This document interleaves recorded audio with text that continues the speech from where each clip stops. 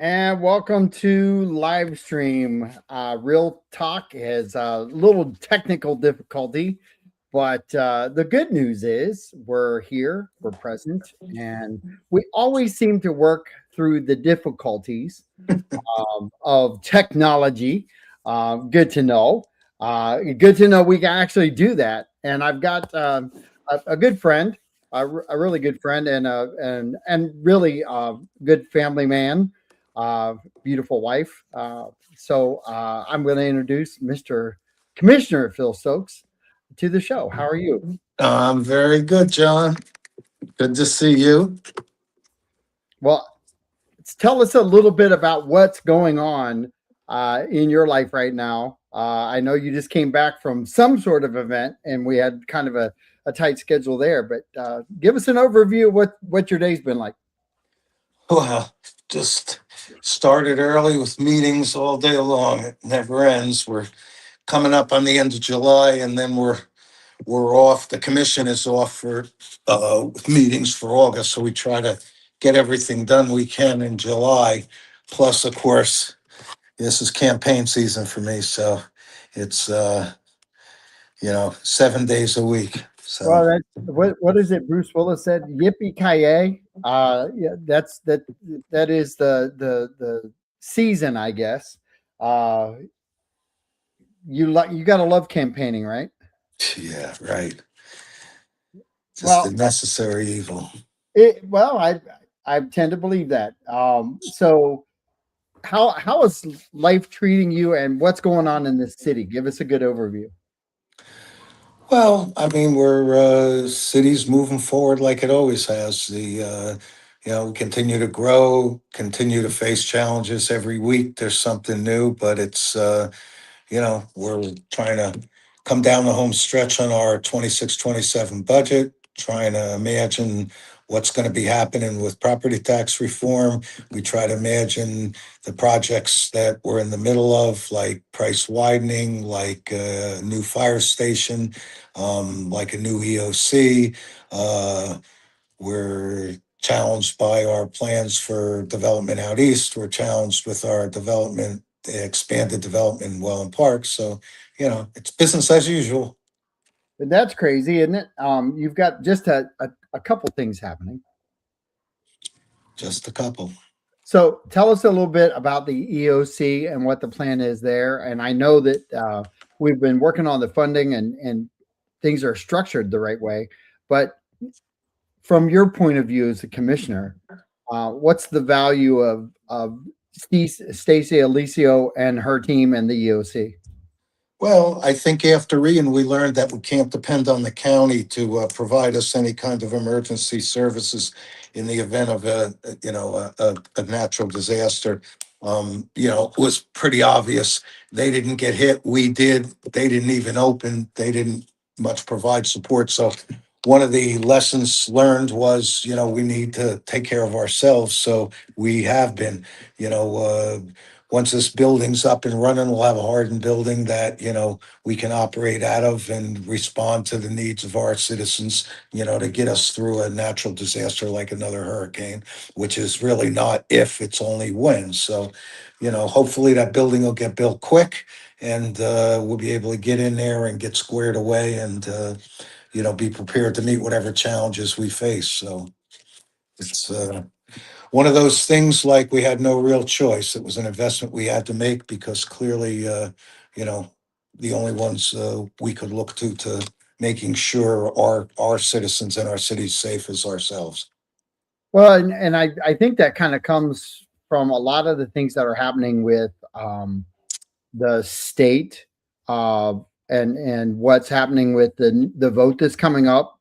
The importance of understanding, I've heard this, and now I believe it even stronger than I did before.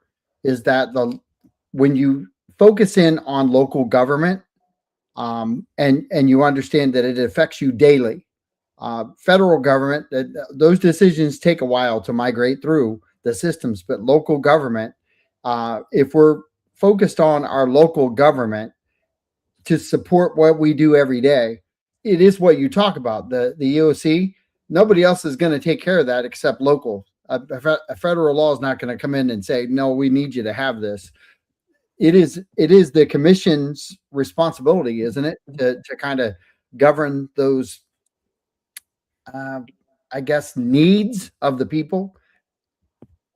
Well, yeah, I mean, we pay taxes to the county and we have for years for things like schools and things like, um, hospitals and for certain level of services, county services, one of which was emergency operations. But, as I said, you know, it's a big county. So, it was apparent after Ian that we weren't able to get the support we needed here in South County, in Northport that we needed. So, one of the outtakes was, we're going to have our own hardened facility. Our city hall is certainly not a building that could handle that kind of work, and it required a dedicated space. So we had no real alternative but to spend money to do it. So here we You know, are. I served two of the hurricanes that we recently had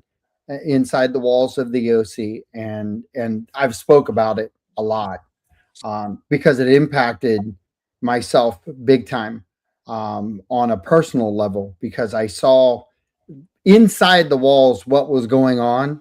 And I got to tell you, the respect I have for the crew of people that are in there. Leadership plays a different role inside those walls. It's unbelievable. Chief Titus spent a lot of time with me. A lot of leaders did within there. Stacy Aluso did a great job. Uh, Jason Bartolone spent a lot of time. We dissected a lot of social media with some really good information, and got it out into the community hands. And I know firsthand how valuable that situation is, and where you can actually get information to the community as quickly as possible. Yep. The main thing is that you guys work really hard, and staff. I want to talk a little bit about the relationships that you commissioners. It's different from like me, the citizen. I get to talk to the staff a lot more freely than you guys do. Can you explain that relationship and how that's managed from a commissioner to the staff, and how that information kind of flows? Yeah, I mean, the charter is very specific. There's three people that report to the commission, and only three people. There's only three people that the commission oversees, and that's the city attorney, the city clerk, and the city manager. So, any access we need in terms of information or personnel, we go through those three. And, as far as I'm concerned, never had a problem being able to gather or garner any kind of attention or interest or information I've ever needed from staff. All I need to do is ask. And it's usually set up for me either as part of my briefings, my one-on-ones, or separate meetings if I need some special time for anything. So, it's just a function of whatever you need, you ask for. Ultimately, commission has the right, as do citizens, to access any information and knowledge that we have as a city. So, and staff's always been most cooperative. I've never had a problem, you know, being able to talk to anybody. All I have to do is ask. And, it's set up like as quick as they can do it, so that's pretty much how it works. Seems to work pretty well. It's worked this well for as long as I know. So, Well, yeah. and I agree with your overview, of how it happens, but I think the big thing for me is that we, the citizens, actually have better access than you do sometimes. Do you feel like that's the case? And No, I don't mean, I think not it's at more all. free. You don't think so? No, not really. Why would, in fact, we're in a better position to know where we need to go in order to access information. We have a better fundamental understanding as to how things work and who are the individuals who might be best in a position to answer questions or provide information. So no, I think it's always harder for citizens to gain access because they just don't understand a lot of how it works and who does what to who. The average person doesn't even know, like, that we have 5 commissioners and they don't even know who we are, and they have no idea who runs the city because they're busy raising their families and going to work and, enjoying, like, Northport, because it's a great place to live and work and play and do all the things they like to do. That's why they came here. That's why people keep coming here. That's why we're the second most livable city in the state. So I think the average citizen, like, really doesn't. When they try to navigate, it's they gotta sort of feel their way until they figure out who the right person is. So no, I mean, for the people that are accustomed to making hundreds of record requests, I'm sure they know how to navigate the system. They figured it out. But for the average person, nah, I don't think so. I think, they ask their friends, their families, anybody they know who might work for city, call and say, hey, I'm thinking of building a shed, or I'm thinking of redoing my driveway. Like, what do I do? That's how people ask, and they delay. Then someone might tell them, "Well, geez, why don't you go on the website and ask the questions and all?" But then they still might just come in the door. So no, I think people have a harder time navigating than we do. We have access to all the information we need. We even know where it is. We just have to follow the protocol. That's all, and just ask. And we get whatever we need. So. Great points. Great points. So I'm going to put a question up. Chuck English has a question, and more of a, I think it's formed in a great way. Do you believe that the staff are the only subject matter experts within our community? Of course not. Of course not. Like, they're one piece of the pie that commissioners should look to for information.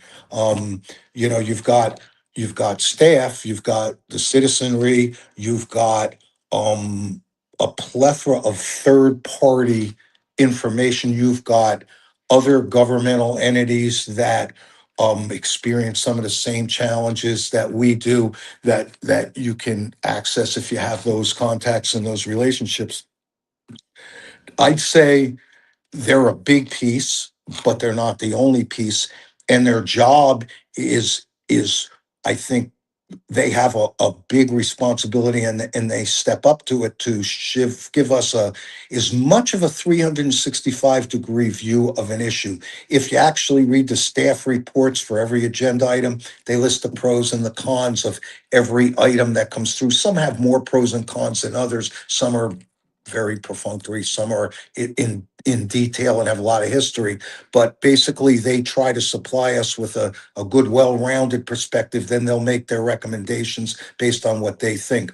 It's our job to take that, hear what citizens say, hear what everybody says, try to do our own due diligence, and then get up on the dais and talk among ourselves, which is the only time we get to do that, and feel each other out, hear what each other has to say and our opinions and ideas, and then collectively we try to make the best decision for the most people with an eye on the future. That's what we do. And that's kind of how it works for me anyway. I actually like his question because I think it kind of sets a different tone.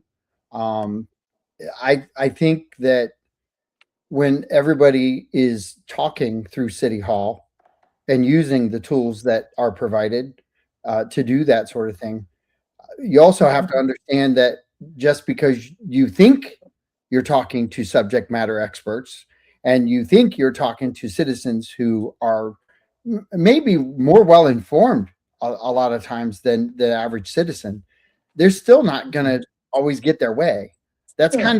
it's kind of a double-edged sword because subject matter experts don't get their way all the time either. I can't imagine. No, well, you have to appreciate that there's, very often staff focuses on the city itself, the bigger picture, the picture of what's in the best interests for the city with an eye on the future. And commission comes at it just a little bit different. Yes, what's best for the city. Yes, what is an eye on the future, but also importantly, is what's in the best interest of the health and welfare of the community and its citizens. And that usually those all are pretty close together, but not always. Some of the more controversial items and challenges our city faces have diversity of opinion as to how they get solved and how you look at them. So, it's a greater burden on a elected representative because they have to take that into account, and they also have to be cognizant of that when they hear from subject matter professionals. You can hear from developers who will tell you more than you'll ever want to know about development, but that doesn't mean that just because they're a subject matter expert, they're to be agreed with, so to speak. Okay, same thing with anybody that provides information. Someone who's, a total environmentalist who loves nature, who is concerned about every living, breathing creature, okay, is going to have a different perspective on development than a developer would. Does that make one right over the other? No, it means that somewhere you have to find that happy medium in between to acknowledging that development's going to happen, acknowledging that property rights exists in this state, bearing that in mind. How do we be cognizant of the environmental impacts of something to make sure we take those into account? So when it comes to subject matter experts, that's what they are. They're experts in their subject matter. But as elected official, we have to gather all the subject matter experts that might be in the room and outside the room and in the Ethernet and on Google and everywhere else you may see, and try again to pull it all together, think it all through, and then make decisions about our city that are in the best interest of the most people. You know, I don't know any other way to say it. Well, Robin Sanfititze says exactly. We need. I actually agree with this, but I want to put a word in here for Robin because I think she would agree with me on this. Uh, we need all the citizens to start stepping up and give their representation on a lot of the Yeah. agenda items. I hear that, and I would love that in a perfect world. Let's face it, it's a description of how socialism works in its state of philosophical perfection. Everybody is equally informed, everybody is equally invested, and everybody equally makes collective decisions for the good of the group. But that isn't reality. Reality is that 99 and 9/10% of our citizenry are busy, focused on things that are of priority to them.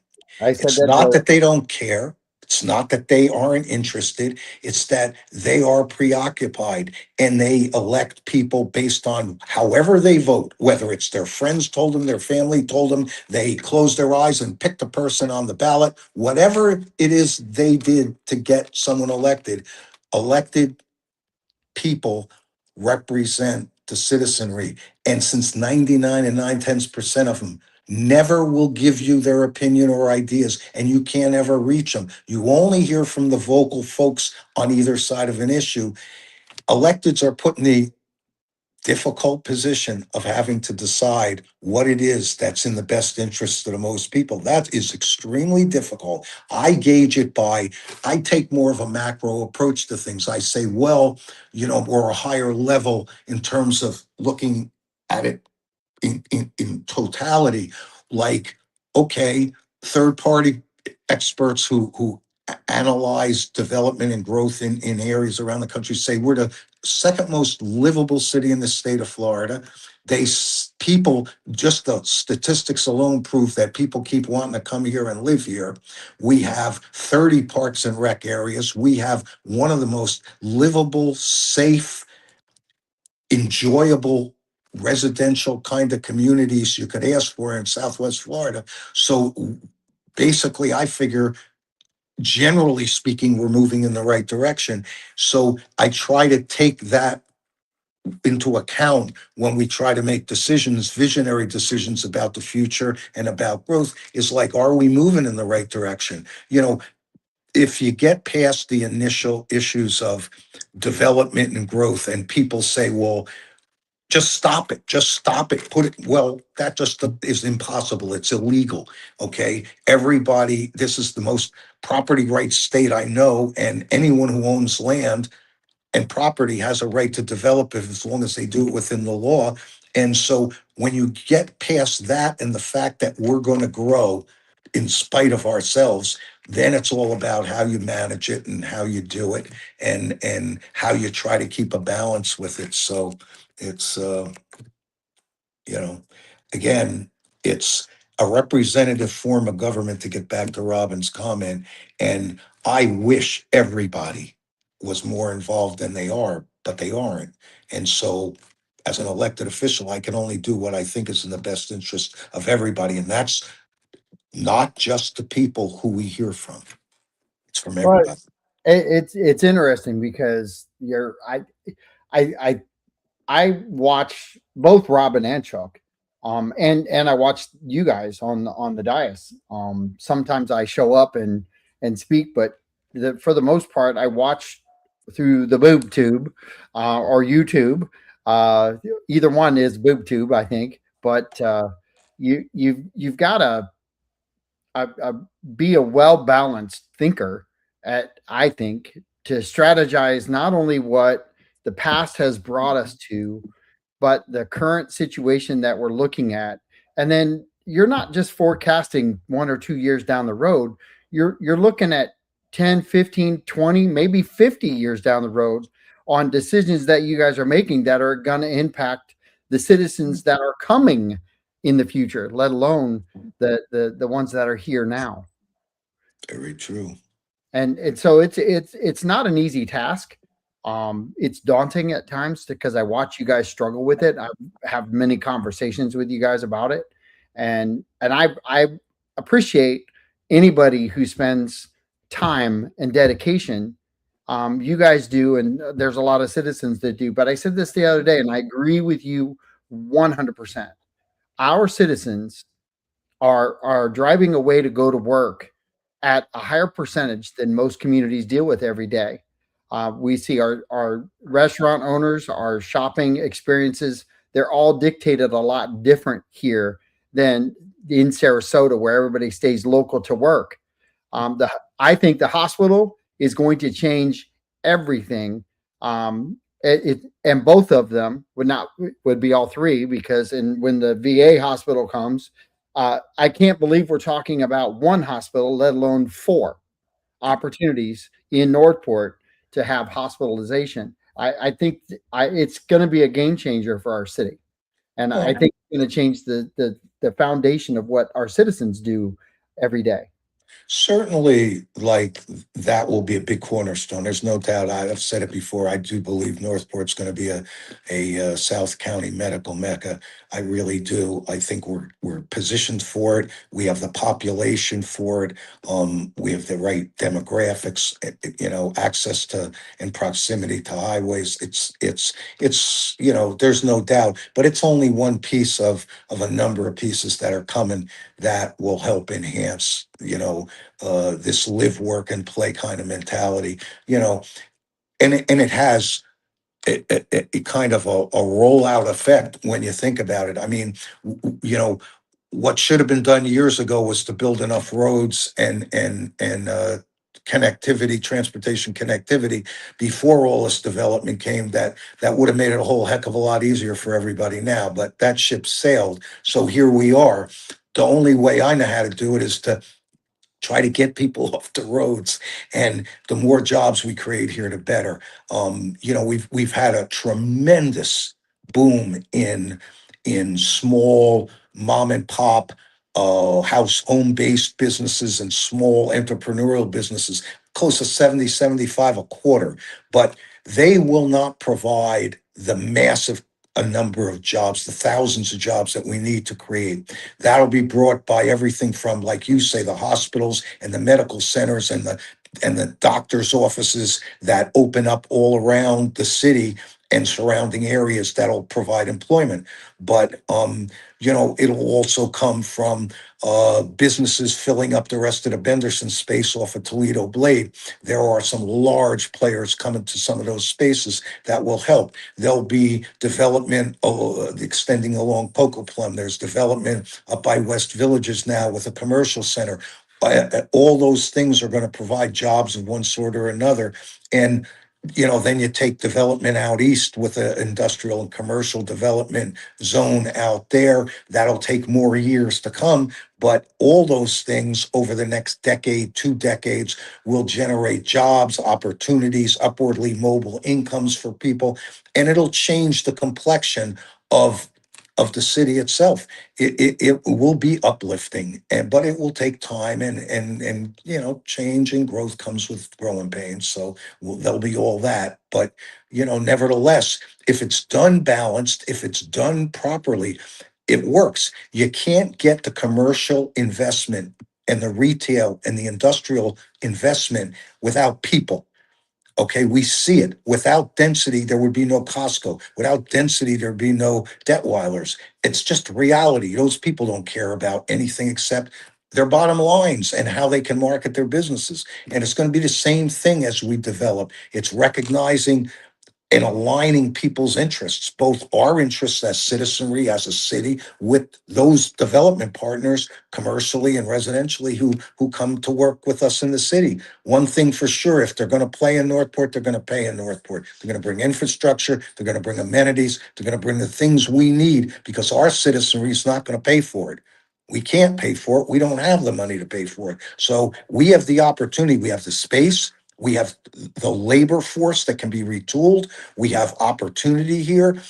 We have great proximity geographically to major markets. Now it's time for us to enjoy the fact that we're on the map and people are going to be coming, and to see to it that we are really responsible in the way we manage this growth. It takes experience, it takes knowledge, it takes a steady hand, and it takes people who truly are focused on what's best for the most. And it's not always money. The health and welfare of the city is equally as important as the money, if not more important than the money. And we want to retain the character that made Northport a place people came to live. Okay, we don't want to turn it into Sarasota. We don't, not that Sarasota is a bad place to live, but we don't want to make it something that it's not.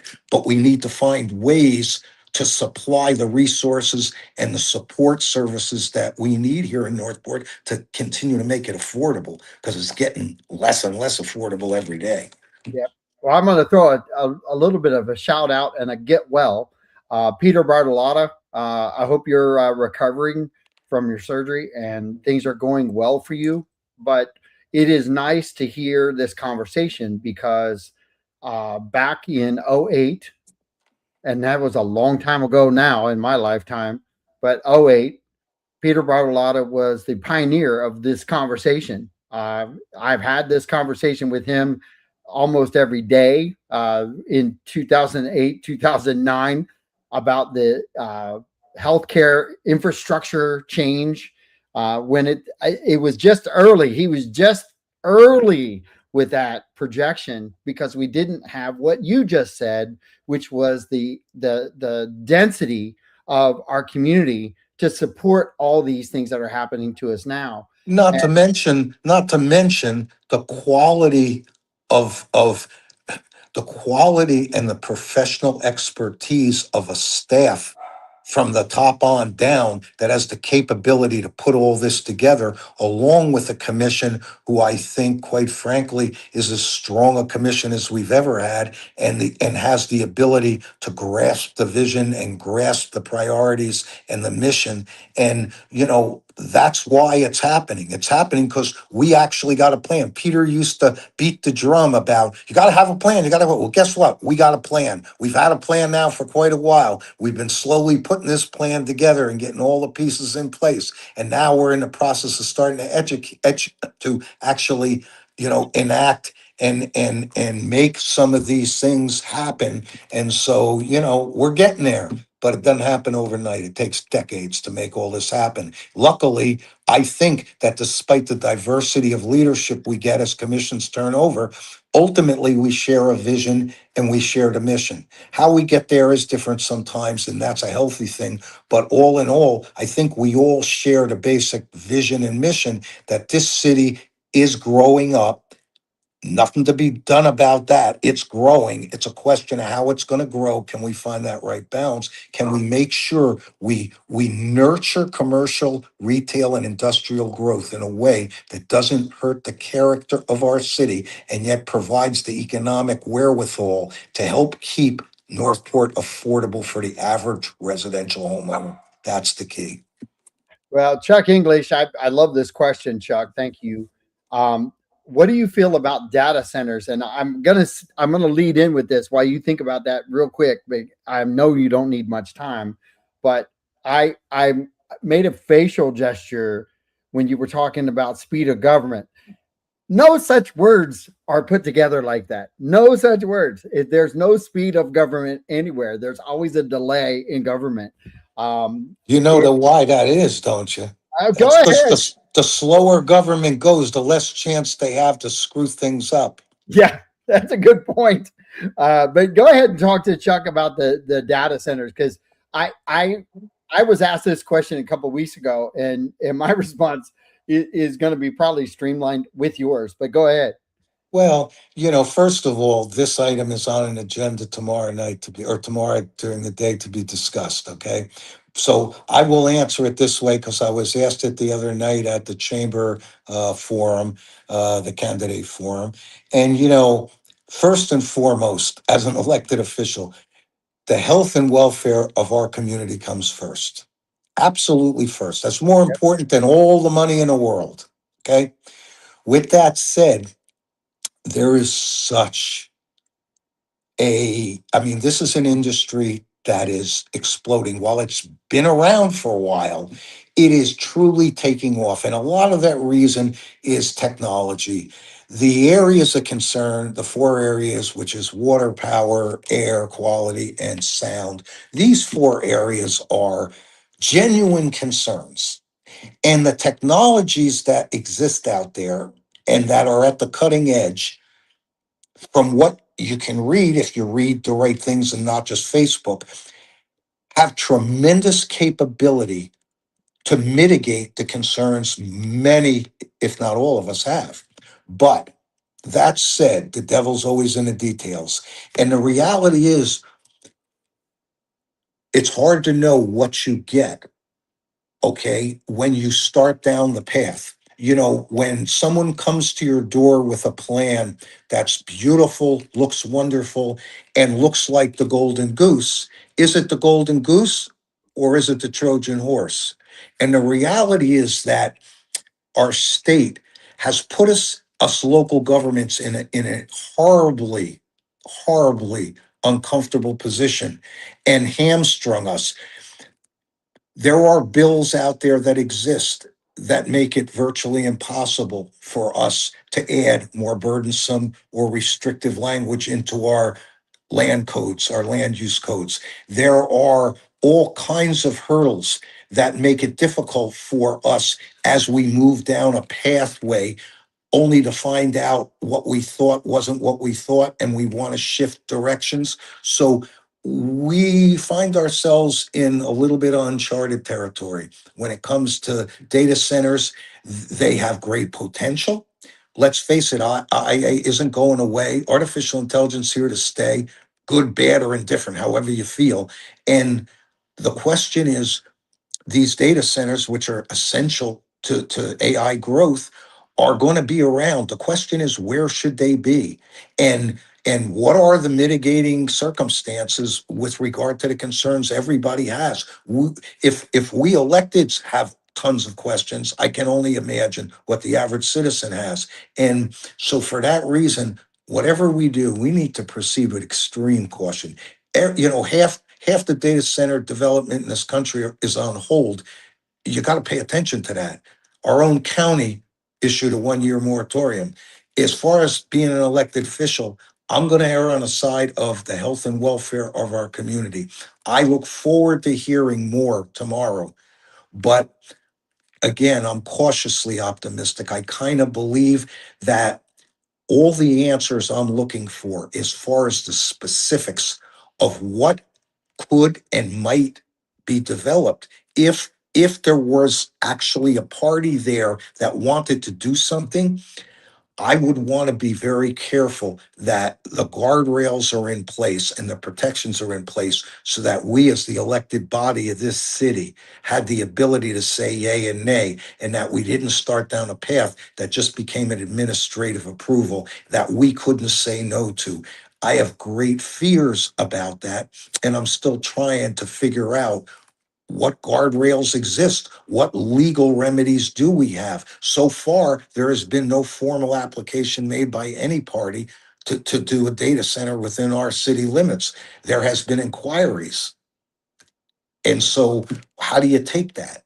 You know, I don't want to just sit around and wait till an application comes in. I certainly would like to be more proactive. So that'll be a healthy discussion we have tomorrow night. I don't know where my fellow commissioners feel on it, but I would imagine that all five of us are probably equally concerned about the impact that something like this might have on our city. And I think you're going to see, a very conservative approach to everything, and hopefully a thoughtful approach. And when it's done, if there's action to be taken tomorrow night, we do it in a fashion that really puts the health and welfare of our citizenry first and foremost.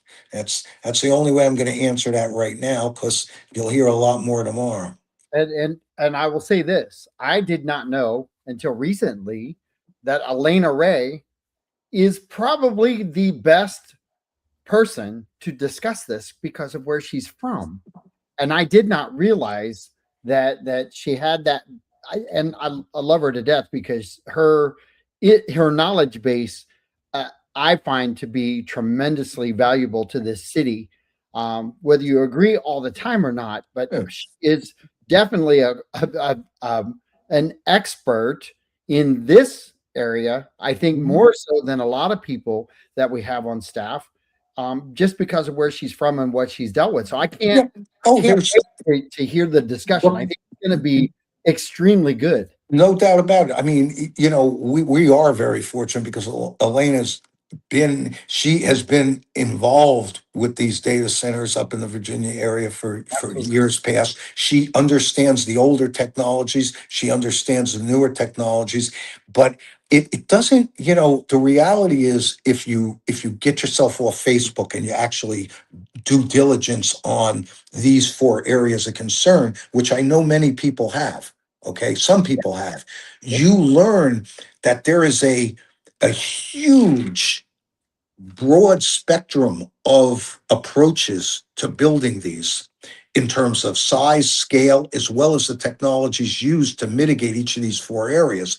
If in a perfect world, we could be assured that anyone who had any interest in doing something here, one could do so in an area within our geography of Northport in a way that wouldn't be close to anything, and two, could do it where every state of the art technology that could be utilized to mitigate these four areas was in fact going to be used, that would certainly make everybody feel perhaps a little bit more comfortable. But how do you guarantee that? How do you assure yourself that that is going to be what happens? Because from the minute an application submitted to the long walk you have together down the road till you finally know what it's really going to look like. What if it doesn't turn out to look like you want it to look like? And because of all the preemptions and all the all the state laws that make it almost impossible for local government to say no to things once they've moved along certain pathways. What do you do? What do you do? Is it, at what point do we say, God, it's not a matter of trust. It's a matter of we don't actually know what the big final plan might be, because we don't even have anyone who said they want to do it yet or who's made any formal application. There's no development plans. There's no nothing that tells us what this might look like when it's actually done. So how do you make a decision to just say, well, all right, we'll just wait and see what happens? Or we're going to take measures on to basically close the door and give ourselves a period of time to be able to watch and see and learn and listen without letting anybody in the door. So whether it's that golden goose or the Trojan horse, they're not getting through the front gates until we know a lot more than we know. And I don't know how you can do that without chasing away opportunity and at the same time not blindly, you know, moving forward without being aware of this. It's not a matter of trusting your subject matter experts, because they all say the same things. There are ways to mitigate these four areas of concern. And but how do I know as an elected that those are going to be the ways in which some developer chooses to develop? And we're only allowed to live within the land use regulations that exist today because Bill 180 and the Burt Harris Act clearly prevent us from adding any more burdensome or restrictive land use regulation. And despite DeSantis signing Bill 484, which says local governments have jurisdiction over data centers, yeah, as long as they comply with their own set of rules and regulations. But 180 and Burt Harris supersede everything. They tell you you can't do this. They tell you you can't. Where in our ULDC does it talk about a data center? It doesn't mention it. How can we go put regulations in our ULDC now that are more restrictive and burdensome? We open ourselves up to lawsuits that not only, I mean, that are, you know, catastrophic financially in nature if you lose. So you see the dilemma we and other elected bodies have around this state. That's why you're seeing so many people just do moratoriums, because they say, you know what? We're never going to figure this out right now. We don't have anywhere near the information. We don't even know who the players are that might come want to play in our backyard. So we're better off just saying, take a collective breath of let's put all this on hold, you know, and that's why you're seeing so many governments do just that. So I don't know. Tomorrow will be a very interesting conversation.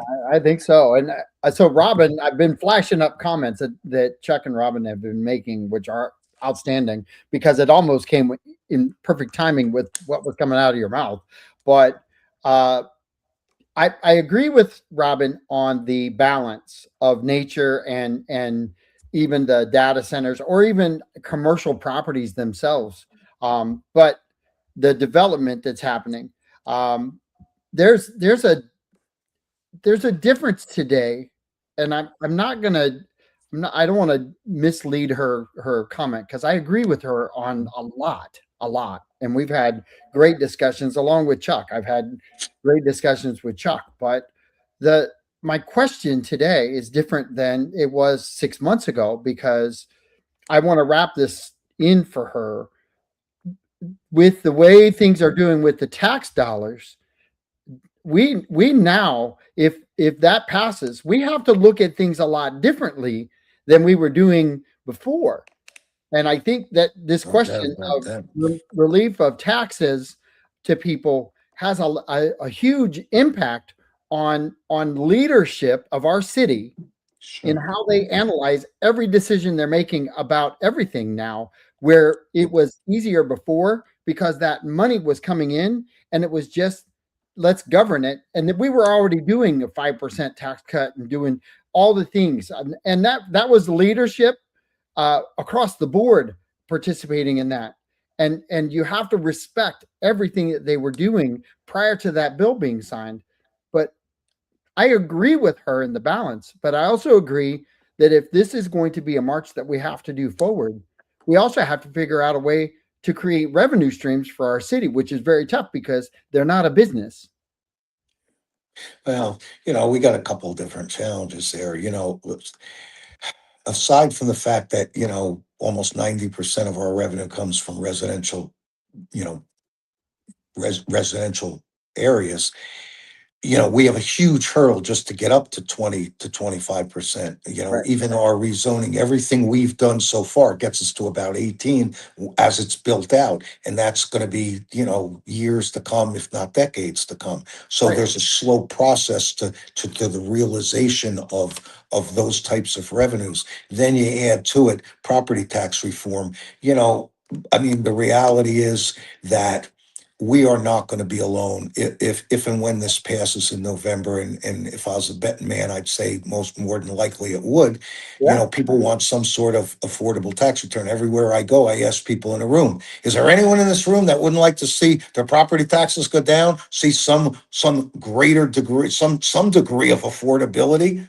And everybody goes, of course, of course. So, I think if it passes, and it probably will, you know, then there'll be a whole year or two that the state legislature is tasked with trying to enact legislation to put this all in place. And I think they've gotten an earful already from a lot of us that it's not just rural communities and it's not just elective services or amenities that are going to be impacted here. It is going to devastate public safety in our city. We're only one of, I think, 6 communities in the state that actually have to pay for their EMTs through, according to law, through the general fund. Add to the fact that all our public safety police all come from the general fund. This would gut public safety. And we've been one of the most safe cities in the state. So if we wanted to just maintain the level of safety we've got, we'd have to shut down pretty much every other department that is funded by the general fund. Forget about the natural resource department, forget about communications, forget about a great degree of IT, forget social services, forget parks and recs. Pretty much everything would be gutted in order to simply support public safety. That's not sustainable, and nobody's going to vote for that. Nobody's going to be able to do that. So, the reality is, I believe you'll see legislation that helps create some funding pathways, whether it's a special district to allow us to charge for policing and EMTs. Let's face it, for the average taxpayer, it doesn't mean squat because we don't print money at the state level or the local level. So if the state decides to leave more money in your left pocket, but has to take it out of your right pocket in order to support public safety, that's what'll happen. Now, the good thing from a fiscal responsibility perspective is nothing anyone does will replace it all.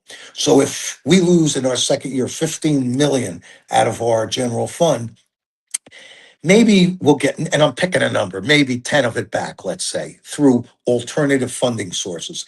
Well, we're still 5 to the short, right? Which, one could argue is an area where there's room for consolidation, public-private partnerships, efficiencies, cost cutting, reduction, out of the box thinking, you name it. Those are going to be the areas where government has to be better at what they do than they've been in the past.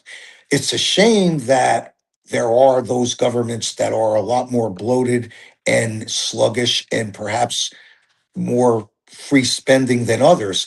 We kind of been a little tight in Northport for 2 reasons. One, we couldn't borrow money without a referendum, which is a good and a bad thing. And two, our growth curve is so astronomical. It puts a strain on us. And the third piece is that all the major projects that required funding, all the infrastructure stuff, commissions really grappled with how to find the funding to do it. So, i.e., you got Price Boulevard that should have been 5 or 6 million and is now 90. When you kick the can down the road, when you got 65 water structures that 3 or 4 or 5 a year that should be, overhauled or replaced, and you don't do them for years on end, the pressure grows. And we're not alone. That's across the nation. Infrastructure has been neglected because it requires big money. And who pays for it? If the federal government's the only one I know can print money. So Everywhere else, it comes out of the citizens' talk packets, business and citizens. And so, you couple all these things, and you create some real challenges here that we're going to have to face. Again, it points to a real steady hand. Some people who are experienced, who get what's going on, and who are going to be careful about the decisions they make, because we're gonna have some hurdles to get through over the next couple of years. It puts even more pressure on the need to develop commercially to help us out. Yep. People don't realize the amount of development it takes and the time it takes to see the realization of those revenues. Houses go up a lot quicker. People start paying their property taxes and the impact fees a lot quicker. Industrial and commercial development in an area like Activity Center 6 and 10 that have nothing, no infrastructure, no anything. Can you imagine how the time and effort and money it's going to take to develop that? We're looking at 5, 10, 15 years out before you even see it starting to come together and some returns. But if you don't plan for the future, you go nowhere. You know, and that's So the challenge. Chuck's got another one. You have no idea the projects are under or what projects are underway. I believe non-disclosure at this time um, that end up being done done deal or do you? Do you know? I think I No. said the way he wanted it, but No, the truth of the matter is when an applicant comes in and wants a non-disclosure agreement because they're worried about proprietary information and whatnot while they talk with staff, I mean, right now they got that right, and it doesn't typically come to us. I've asked that, and it's a conversation for a day that, we as a commission in our strategic planning perhaps, or even just as a workshop to talk about. Should we be read in on every non-disclosure agreement that comes along? The danger is that, we need to appreciate the liability that goes along with screwing up if you breach that non-disclosure. So the fact that a group of commissioners know it is it's a what bad, happens. it's a Yeah, bad idea legally.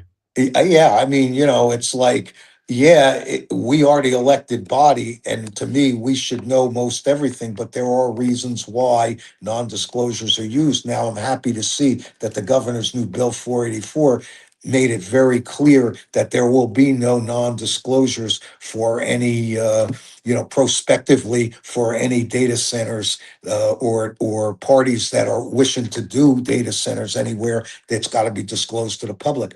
I've also thought a lot about, it's a frustration that the state has passed legislation that allows so much to be approved administratively and put time requirements on permitting and approvals that make it almost impossible for the normal process of local government to be able to review these kinds of things. So by the time you have a noticed meeting, by the time you have the meeting, by the time you take action that might have to take place, it all puts you outside the time frame that the state legislation has set for certain types of city responses to developer and builders, needs. And it makes it hard for us to do our jobs. So the idea of administrative approval is if it meets with the comp plan and if it meets with the ULDC, and there's no legal reason to prevent something, why shouldn't it be administratively approved? Well, gee golly, maybe because it affects all the people who live in the city, and maybe because it affects the elected body who was elected by those people. But, I guess we have to let law and the rules get in the way. And so you could see the frustration because, of how I'm saying this. It is not an easy hurdle. I don't know how you fix this. Every time we turn around, there's another piece of legislation that makes it more impossible. Look at what happened at the county. Okay, there was 5 or 6 development projects for affordable housing. Now we all know we need affordable housing. God knows people need affordable housing in this country. But meanwhile, the state decides that in its infinite wisdom, wherever it so chooses, affordable housing could be built. Well, so the county pushed back from an emotional standpoint. Okay. They said, this is just wrong. This shouldn't be allowed. So we're going to stand up and say no. Good. Way to go. Now it's going to cost God knows how many millions of dollars of taxpayer dollars to defend the county and its directors and its commission against a multitude of lawsuits, some of which haven't even hit yet, all because they said no to something that was morally perhaps right, but legally wrong. And the courts will prove it out. They can't stop this stuff over and over and over and over again.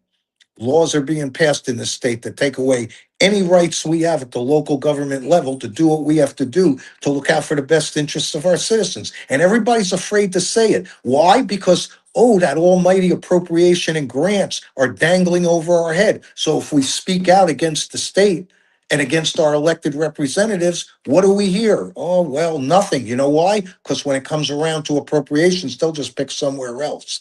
And that's the hammer that hangs over our head. That's the threat that hangs over, and nobody wants to admit that. But that's the damn truth. That's what's going on in this state. And you see the power brokers. You got developers, you got ag, and now maybe there'll be data centers too. All huge, mega corporations that have money to burn. You don't think they're going to be able to put their thumbprint on state legislation in the state? They already have. So, for us local guys, we take the beating. But I got to tell you, if people understood how impotent we are sometimes in our ability to stop things, you'd roll your head and go, how did we ever get here? And I say we got here because elections matter, because elections have consequences, because the people we elect at levels of government, the higher up you go, the more impactful they are. And we've got a state legislature that basically paints the state with one brush. That's it. One size fits all, because anything they pass has to be applicable to everybody, right? Yep. So here we go. So And here we Rob, are at the local level trying to customize what limited resources we have to make it work for our citizens and our city. so Robin's had a couple comments up there, and I think they're right in line with what you're saying. She said the state is running our communities, and I got to tell you that if this bill passes with the vote, it's a big chunk that they're going to start running more than they are now. Because who divvies out that money that we're going to have to beg for? The Yeah. state. So be careful on. I've said this a lot. Learn to vote, learn to vote, learn to vote, learn to vote, and then start learning what you're voting for, and who you're voting for, and what's going on. Because you have to get used to voting again, because your vote matters. Every vote matters, but it is your responsibility to take that on. Hey, And look, I've visited with every one of the gubernatorial candidates. Renner, well, the big three: Renner, Collins, and Byron, and all three of them. And there's only been one of them so far who actually said the words that he believes in empowering local governments, and that was Jay Collins. And I got to tell you, boy, did that make me feel good. You got to look at who's running, and not only who's running for governor, but who's running at the state rep level, and who comes from where, and who has actually shown what they can do on behalf of our local municipalities, and who sit back and say, well, the governor wants this, the governor wants that, we got to give the governor what he wants. Well, I dare say that, somebody ought to say, what do the people want? What do the local municipalities that make up this state want? And what do we got to do to give them what they want? And, it's a battle. I have to say, I've only been in this state 10 years. And in in 10 years, I've seen such a dramatic erosion of local rights, local municipal rights. It's amazing. And, I don't know where it ends. Maybe there's some wonderful master plan the state has, but I don't see it. And, yet I Dave, make every effort. go ahead. Oh, I lost him. He'll be back. He lost his internet or something happened. I'm not sure, but he'll be back on. Hopefully he'll. I don't see him there. Hopefully he'll log back in. I'm going to text him real quick because it's a great discussion. We should keep it going. So when you real quick, I'm going to have him log back in.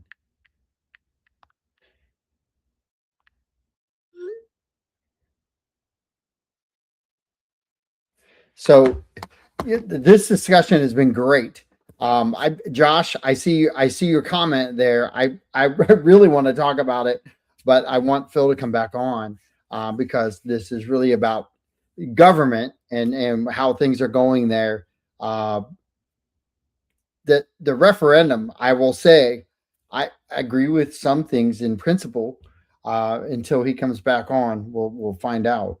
But I think the 5 referendum fails were detrimental to our community. I disagree that they're a good thing. There are a lot of things that we must, as citizens, start looking at in ways to streamline the financial responsibility. And now Phil's back. There we go. Can you hear me, John? I got you, buddy. Good. Okay. I was just talking about Josh Smith. I'm going to put his question up, but Josh Smith said Robinson Vincente. I love the name, but I just can't say it. Most of us realized after all 5 referendum got voted down, and they started finding ways to do it anyways, that the system is broken is and a waste of time. I started this conversation by disagreeing with him. Okay. Because I think the citizens got it wrong.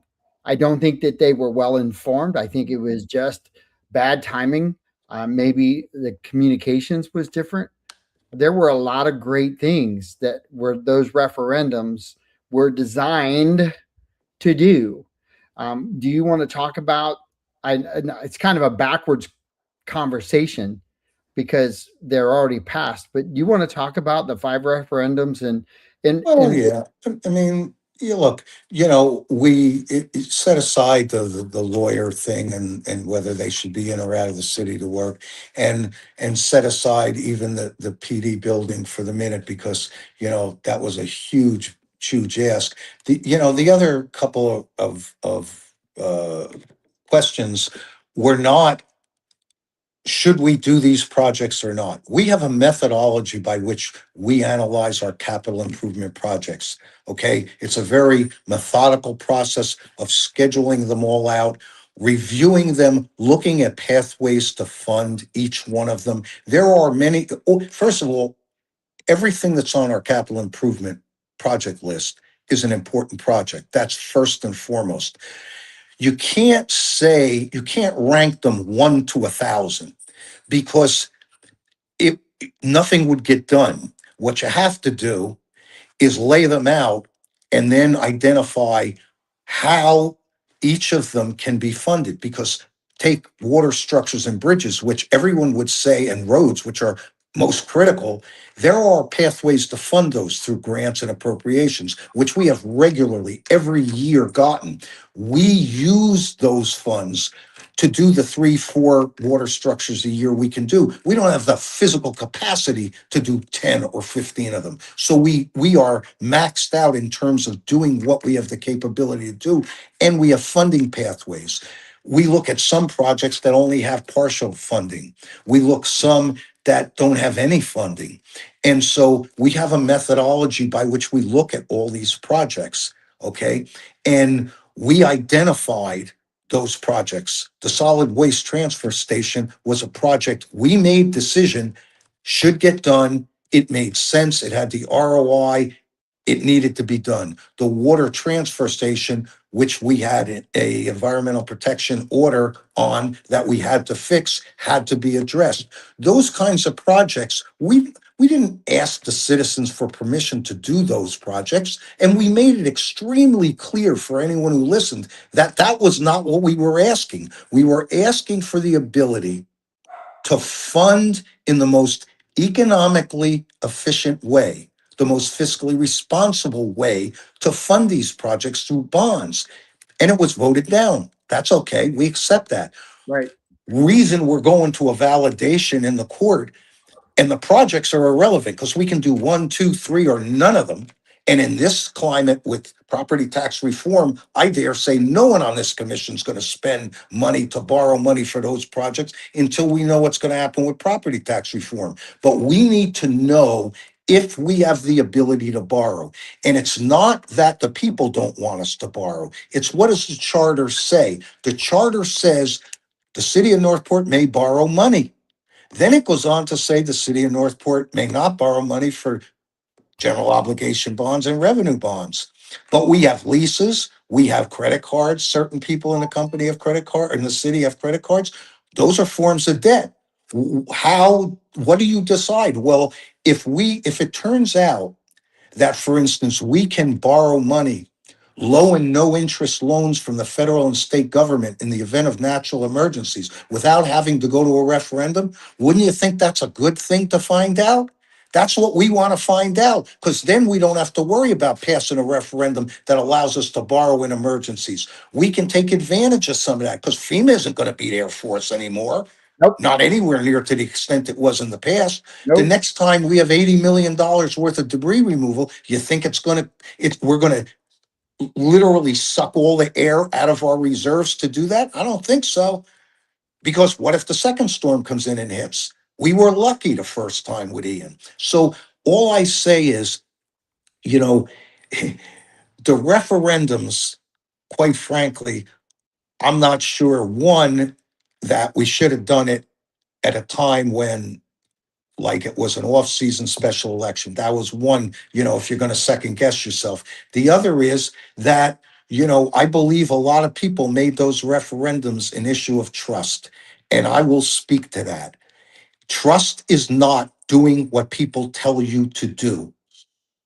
Okay? It isn't. It's not doing what people tell you to do. Because if that were the case, every decision we make, there are a group of people that don't agree with it, right? There isn't any decision we've ever made that there isn't a group of people that disagree. So if trust is built on doing what people tell you they want you to do, how are you ever going to have to trust all the people? Because you're always going to be disenfranchising some of them. So I say what it is listening to people. It's also providing as much information and education as possible. It's trying to be, one, available and transparent in how we make these decisions and laying out how it is we're making these decisions and why we feel these are important projects, why we feel these are the projects we want to fund this way. And then we do make the best decision for the most people with an eye on the future, knowing full well there'll be a group of people that are never going to agree with it. I don't know any other way to represent the people, because the people are all the people, not just the people who speak out. And everyone who speaks out, God bless you. I wish 100% of the people spoke out, but it's less than 1%. So, how do you know what the other 99.5% are thinking? That requires a bit of a gulp. And, that's what we try to do. There is methodology, there is thoughtfulness that goes into the way we do these things. And, the solid waste treatment, this isn't a betrayal, the solid waste treatment plant. This thing's going to save $13 million for us. It's going to make money. It's going to get trucks off the road. It costs us $500,000 a garbage truck, for Christ's sakes. You know how beat up they get driving up and back to Sarasota a couple times a day? It's absurd. This is a no-brainer project, and it got voted down. Now, I get the logic of why people said no, but and for many of the reasons probably because we didn't maybe do it as good or right as we could have done it. But by God, that doesn't mean the project isn't viable and shouldn't get done and isn't going to get done. That's what we're elected for, to get things done. The problem with past commissions is when they face these kinds of challenges, they just switch subjects. And that's why Price Boulevard cost $90 million today. That's why, for that very reason, because leadership didn't lead, because it didn't make the best decisions it could with the information it had and did the best for the most with a eye on the future. They didn't.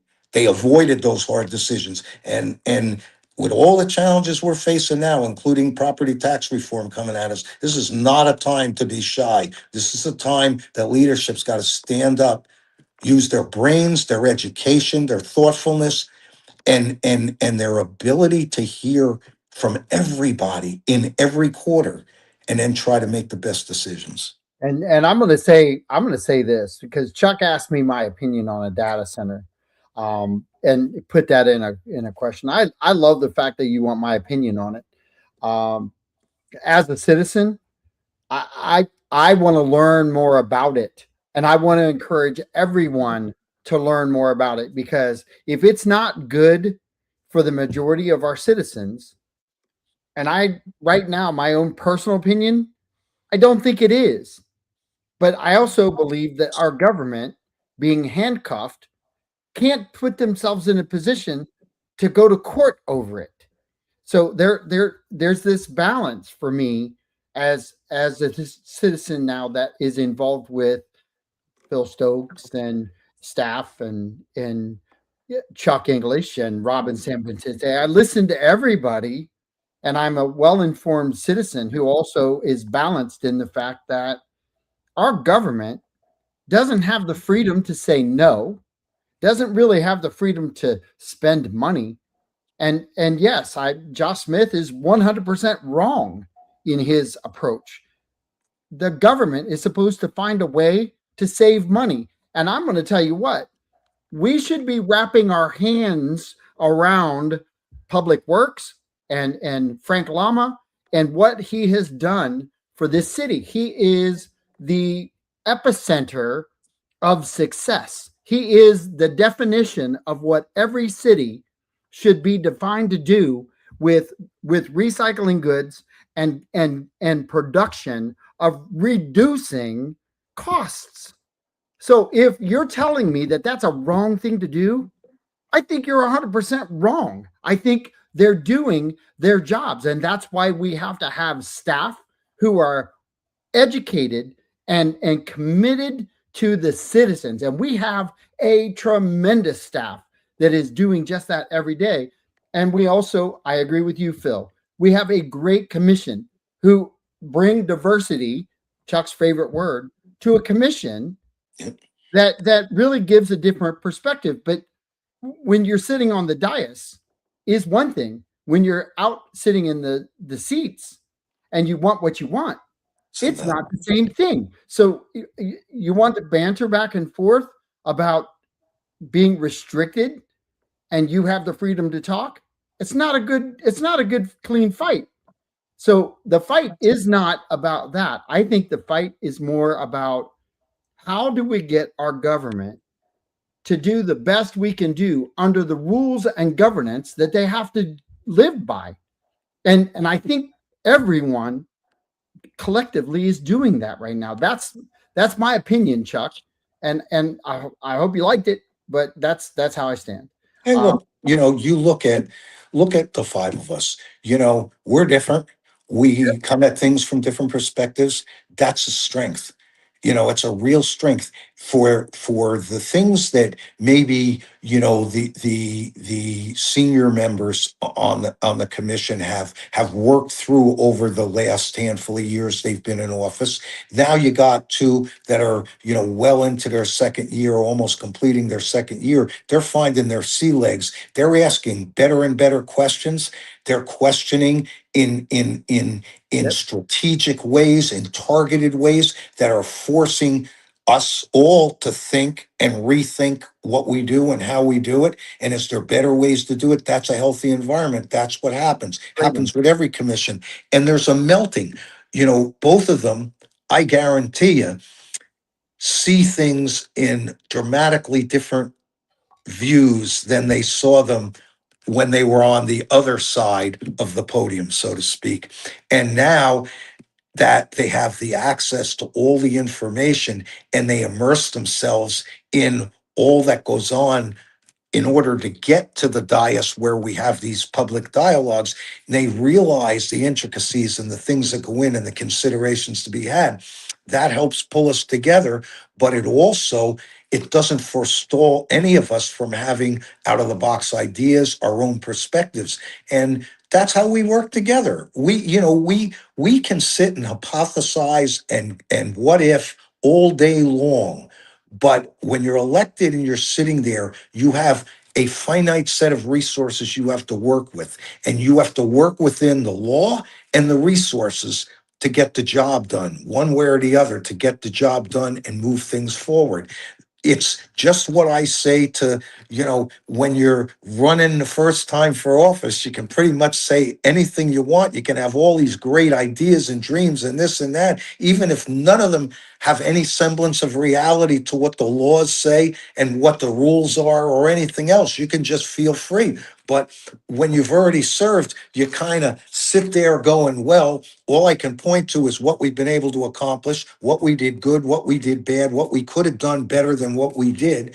And that's sort of what you live with. But again, I think experience matters. I think knowledge matters. I think being open-minded to the fact that you can always do better than you did, that matters. Accessibility matters. Work ethic matters. Those are all the things that I think make for a good commission. I think we've got that with our five. And I know we've got that with staff because you couldn't find really a more committed, dedicated group. They really do care and work hard every day. It's our job, though, as commission, to keep that seesaw balanced. And the better our staff is, the better we got to be, because we need to stand toe to toe and be able to, one, digest what they're telling us, evaluate what they're telling us, and then try to do the best we can for the citizenry in the city. It's a real job. So, Nan, I hope I'm going to say your last name, Sklinar. Nan Sklinar says exactly. Hello, Nance. We need specifics and outreach to educate the voters. I agree with that. I think we're all attempting to do that. I think our communications team does a great job in trying to, in their limited scope. But remember, we don't have TV here. We don't have a radio station that is specific here on large scale.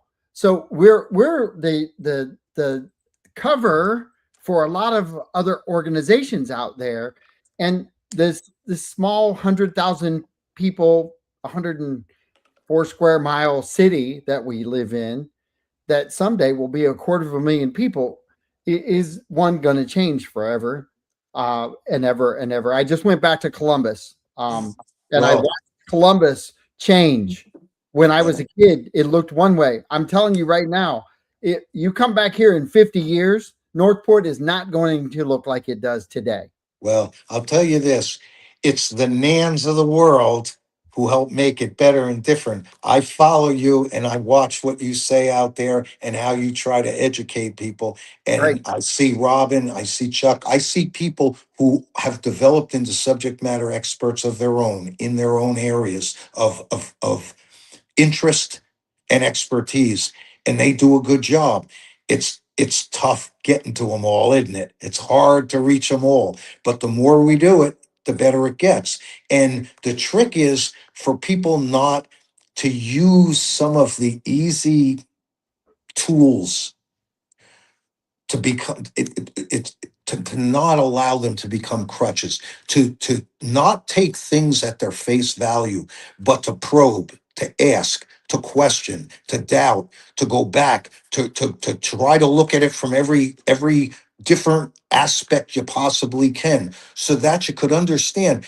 You know, we look at a lot of things in this world, a lot of us, and say all the things that are wrong. We complain and we point out what's wrong. But there is some value in knowing how we got here, how it is things got to the way they are, what decisions were made, and what information was relied on to make them.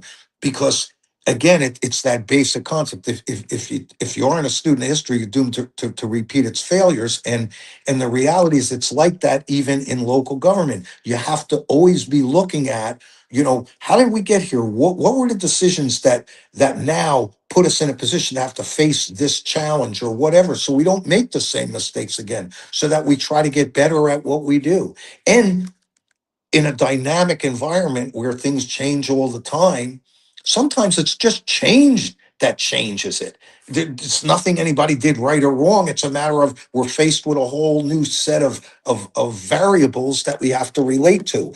And that's what government does. It's the hardest thing for citizens is when they get passionate about a particular issue, is to think that, why aren't they hearing from me? Why aren't they listening to me? When the truth is, there's 100 things going on at one time, and that representative form of government is just that, a representative form of government. You have to have confidence in your elected officials to do the best for the most with an eye on the future, to exercise and use their education, their occupational background, their due diligence, their commitment, their integrity, to focus all that on doing everything they can to make the best decisions.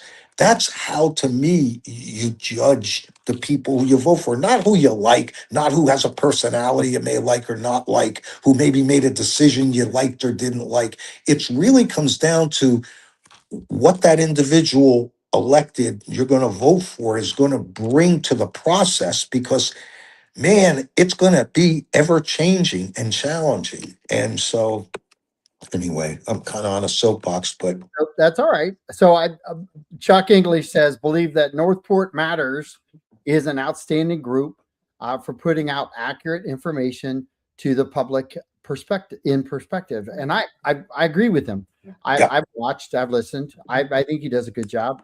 I also think that Dubs does a great job with their podcast, and I hope he continues to do that. I think anytime that you have cross pollination of ideas and concepts, and this live stream is different than theirs. sure. Uh, they pre-record, they cut things out. I don't spend any time editing anything. In fact, we never have an idea what we're going to talk about on this show because the citizens have been driving the conversation, Well, which is exactly Look, what we. to give me a good example, not sorry to interrupt you, but talking Northport Matters, and they are doing a 3-part series on each of us candidates, right? Yeah. And the first was a great piece. It gave anybody who cared to listen, take the time to listen back, an opportunity to get to know who we are just as people, where we came from, where we grew up, what kind of schooling we had, what our families are like, what our interests are like. It was great. The second round, I don't know if Jim's completed them. I know he did me and Elaine. I don't know whether he's finished up with Oleg and Ludmilla. But let me tell you, those questions were assembled from the community. They were sent in by citizens. He assembled them. Where there were duplicates, they obviously had a higher weight factor. I Yep. was asked gotcha questions. I was asked straight up questions about the community, about how I felt on pretty much every one of the hot button topics that are out there today. I thought Jim did a fantastic job interviewing me, straightforward, honest, didn't play gotcha with me, didn't, and I know Northport Matters has some persuasion, some preconceived notion or feelings towards development, this and that. And I can appreciate that. They make no bones about it, and that's okay. But in this interview process, it was tremendous. I don't know what the third phase is going to be, but I have to tell you, I think that the contribution they're making to this election is huge. I think if people watch all three of these interviews for all four of our candidates, I think it'll be very clear who people should vote for, in my opinion. Very clear who people should vote for. Again, people vote who, based on whatever reasons they use to vote. But I think that Northport Matters did a very nice job, has been doing a nice job in trying to get the word out. The forums are nice, the chamber forum and the one that's going to come up this week, nice forums, they ask the typical questions. I would love the good old fashioned debates where you can debate back and forth and dig a little deeper, but they're harder to manage and they tend to be harder to control. So I get why a lot of the groups just like to do forums where they ask the same questions to everybody and rotate who goes first. But the more stuff that goes on, the better. Why do you think I do my town halls? Last month, this month, I'm in communities. I don't even go to libraries anymore. I call up, I ask if I can, as a sitting commissioner, come and just hear what people have on their minds. And that's what I do. And I've been doing for the last couple of years. I patterned it after Debbie. I mean, that was one thing Debbie did great, her community engagement was a big thing for her. And she saw it as a significant portion of her job. So do I. So do I. And I think that if a commissioner is going to represent a community of 100,000 people, well, I don't know that I get a chance to talk to every one of the 100,000, but you can bet between all the civic organizations that I'm involved with and all the places I go and the things I attend, I try to meet thousands of people. That's the only way when I'm sitting at a ball game or I'm sitting at some social event. That's where people open up. That's where people can tell you stuff. I don't know any other way to do it, but I can tell you this. You couldn't fit it into 80 hours a week, let alone 200 hours a week if you had them. You just got to be totally absorbed in the community and in the hopes that you can understand what as many people as possible are thinking about things. Because, you know, it's a big city. Yes, it is. And Robin, I'm going to mention it because Thursday is card night at the VFW, and I love my family over there. Got a corner of veterans that, and one of the ladies makes amazing cookies, and I always love having a cookie from her. Please mention that there is a candidate forum on Thursday, July 23rd at 6:30 at the VFW on Trot Circle. I would encourage everybody to participate. Go. One, the people that are at the VFW are amazing. They're great people who have fought for our country, have family who have supported them all the way through their efforts. It's just an amazing place to go and visit. It's an amazing place to go and have a beer and sit and talk with them. It will be a great event for you to learn the candidates. So I highly encourage you to do that. The more that you can participate within the city government at whatever level you can, even if you show up and listen for an hour and get out and go do your thing. Um, it's tough to do as the working class. I was there. I had kids. I understand the difficulties. Sometimes you got to make time to know how it's going to affect your community. So take little opportunities that you have. Look, it'll be live streamed and it'll also be up on Facebook, just like the chamber one was, so people can watch it if they want to watch it. If they're interested, they can learn more and get a gauge on the four of us, It's, it's a interesting group of four and, people need to make informed decisions because elections do have consequences. Yep, they do. And you've said that a couple times, and I've watched many elections come and go in my lifetime now, and I didn't think I would say that out loud ever. So it's a first, me admitting that's soon to be 63, but it's funny to watch from a federal level on where I was at in my headspace 10, 5 years ago to where I'm at today. I think that the citizens of Northport need to wake up and realize that there is a lot happening here on a local level that is going to impact their lives and their kids' lives dramatically if we don't have our staff at 100% finding ways and solutions to navigate what I believe is not going to be the first wave. It will be multiple waves of what is coming our direction because the state loves to take the pressure off of itself and put it on the local government because the fight now becomes local versus at the state level where everybody can say, look at what he did to me. They're getting Well, rid of, they're shedding their skin.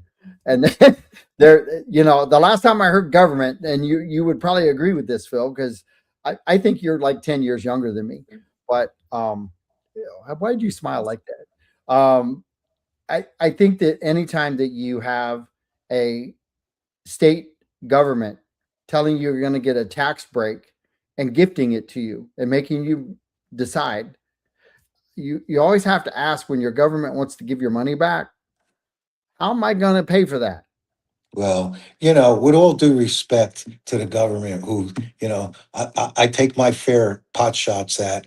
The truth is, if it wasn't for a bunch of bad actors around the state who used and abused tax dollars, who took COVID money and used it on projects that probably would have best been spent elsewhere, or, after emergencies, or God knows where. I mean, let's face it, if we wouldn't be where we are today if there wasn't waste, if there wasn't fraud, if there wasn't mismanagement of funds. Now, does that mean every single community and county and school board is like that? No. Obviously not. Everybody's different. Every place is different. But the reality is, we're here where we are because there is a degree of waste, because truthfully, revenues have gone up dramatically. So have costs. Now, in some cases, revenues went up, not in a relationship. In other places, it did. I mean, our challenges are unique to Northport. But, the truth is that, again, it's not a matter of us, them, what they did to us, what we have to do to them. It's not. It's reality. It's fine for everyone outside the government to spend their time on that issue, John. It really is. All you want. It keeps you relevant, keeps you involved, it keeps you engaged in current events. But for someone like me who's elected, I don't have time to do that. What I have to deal with is, what resources do I have? What laws do I have to live within? And what do I have to do in order to move things forward and make decisions on the issues that come before us day in and day out? That's our challenge. And when you say people should get involved, I mean, I have to tell you, no one is ever going to get the majority of the people in any municipality, in any county, any state, anywhere to get involved. They're not going to. I'm consider myself an educated, current event kind of guy. I spent the majority of my life having no idea what kind of city government I lived in or who was my elected officials, because I was too busy trying to make a living, earn a living, and raise a family, do whatever I was preoccupied doing. The reality is that people vote for a variety of reasons. Typically, they rely on their friends, their family, their neighbors, the people they know who have some connection to the city, maybe, and they ask and they question. Some watch, some read, some have different levels of engagement to make those decisions. But when the day is done, their representative form of government runs the government. It runs the day to day. It makes things happen. And they get graded at election times. And when you look at it, I kind of, every once in a while, because it concerns me that I can't hear what 99% of the people are thinking. So I step back and say, well, all right, if we were really going the wrong way, if we were really a screwed up city, would we be the second most livable city in the state of Florida? We didn't make that up. We didn't declare Yeah. ourselves the second most livable city. Why would thousands of people come here and want to live here if this wasn't a desirable place? Are they all duped? Are they all so dumb that they don't know better how horrible Northport is? I don't think so. Why do so many of us stay and pull together to try to make this an even better community? Because we love it, because we love each other, because we love all the good things that happen in this city.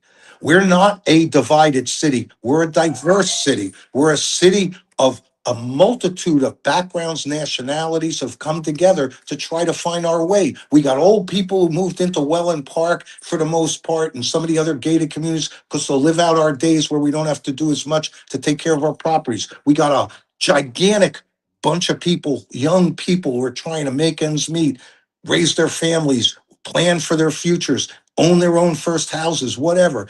And then you got new businesses and opportunities coming left and right. It's like you put all this together and it creates diversity. It creates some craziness, but it creates a diversity that makes us stronger as a city, if you ask me. And look at everybody. We're nobody's redheaded stepchild anymore. I go places all over the state. People know who we are. I met Ashley Moody, right? Our senator, and she lit up when she was introduced. Oh yeah, Northport. My God, look at how Northport's growing. Look at what's going on. Thank you for your service. People who before go, you live where is that? That isn't the case anymore. We should be very proud of the city we live in. Are we perfect? Hell no. Do we have a lot of things we could do better than we do? Always. If you think you're doing so good you don't need to improve, you got a problem. We never say that. We try to do better every day. And I really think this is an incredible place to live. That's why we're growing. That's why we're rated so favorably. That's why we have such high bond ratings. I mean, come on. Yeah, there's things that people don't like, decisions that are made that some people don't like. I respect them. They got a right to feel the way they do and to vocalize it. But when I try to gauge, like, are we going the right direction as a city? Are we doing the right kind of things? Are people happy with their representatives? Well, we're going to see again in November. I mean, let's face it. Barbara Langdon beat Josh Smith by more than any other candidate won in our local elections. Okay. She is, if not, but she's probably more an economic development maven than me. I mean, we'll see. Elections do matter. People vote and we live with the results of those votes. And then we try to move forward in the best way possible. I don't know any better way to do this. And I don't have the luxury of complaining or the luxury of criticizing. Um, Every day I got to get up and think of ideas and solutions and have the backbone to make the decisions that do the best for the most with an eye in the future. I keep repeating that, but that's my mantra every single day. And I'm going to hopefully make good decisions most of the time. Sometimes not so good. Sometimes I'm going to find out later that I could have made a better decision. Mineral Springs, a great example. Came into office, there was like the P3 sitting in my lap. Look good, okay.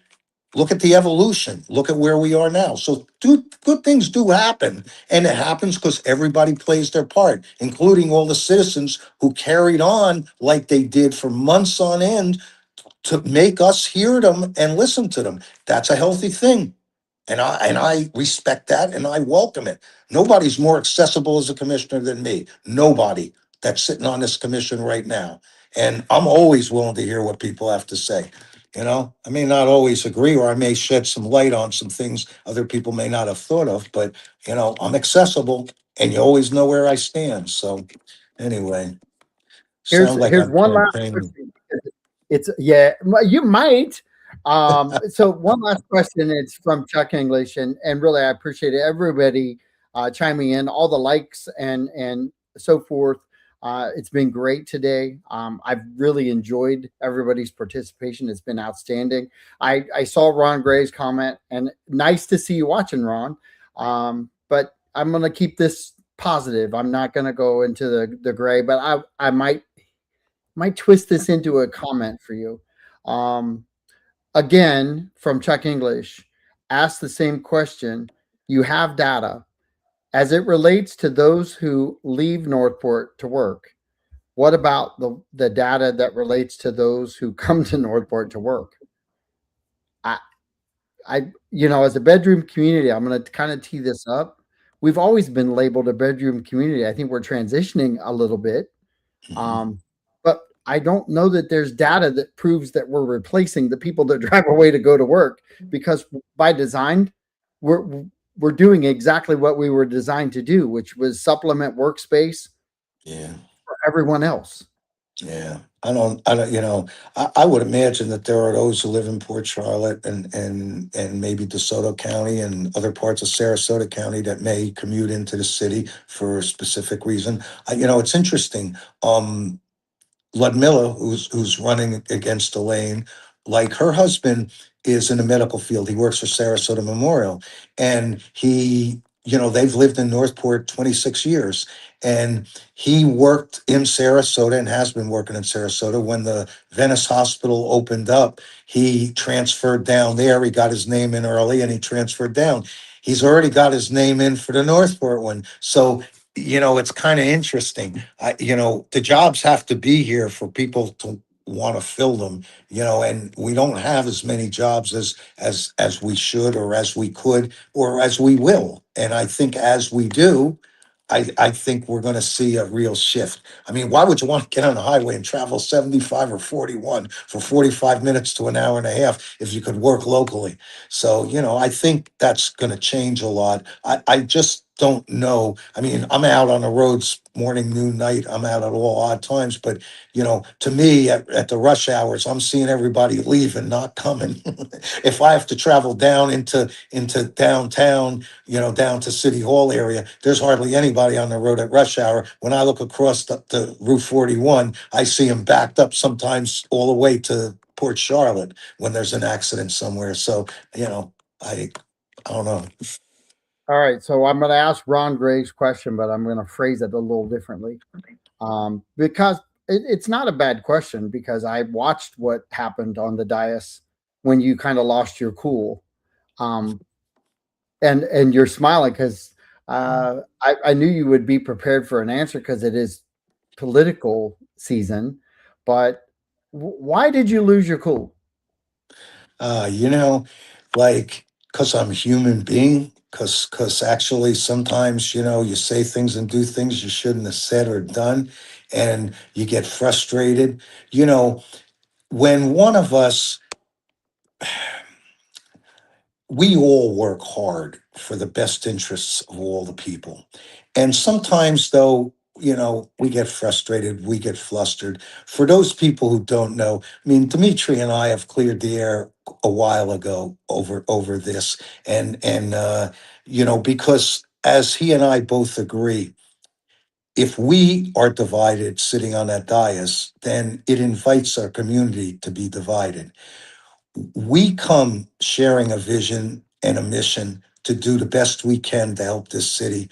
And when we don't work together to do that, not that we have to agree on what we want to do, but if we don't work cooperatively and respectfully with each other, then we do a disservice to the citizens who have voted for us, and even those that haven't, to all the citizens and to the city. So, he's gotten my apology. He's also gotten my commitment to work together going forward. I've said it before in other pet public venues, but who's ever listening here today probably hasn't heard it before. But I would say that typically, it's inevitable that team members butt heads and get passionate about their positions and their attitudes, but there's never ever a justification for being disrespectful or acting out, because it sends a bad optic, it sends a bad message, and it sets a bad example for everybody else who you expect to treat you like you want to be treated. So, the truth is, there is no excuse. And he's heard how I feel and why I believe that was a bad thing on my part. And the good thing about a team is, they shake that stuff off and they pulled together to continue to do the job or to win the game or whatever it is their goal or their mission is. And that's what we do. It would be a great place if people could let go some of that anger and some of that unhappiness. When we screw up, when we make mistakes, we apologize, we own it. That's what we do. At least that's what adults do. And I think that gets you past it. It doesn't make any excuses for it, doesn't make up for it. What you got to do is prove going forward that you meant what you said when you apologized. And, that'll remain to be seen, huh? So far, so good.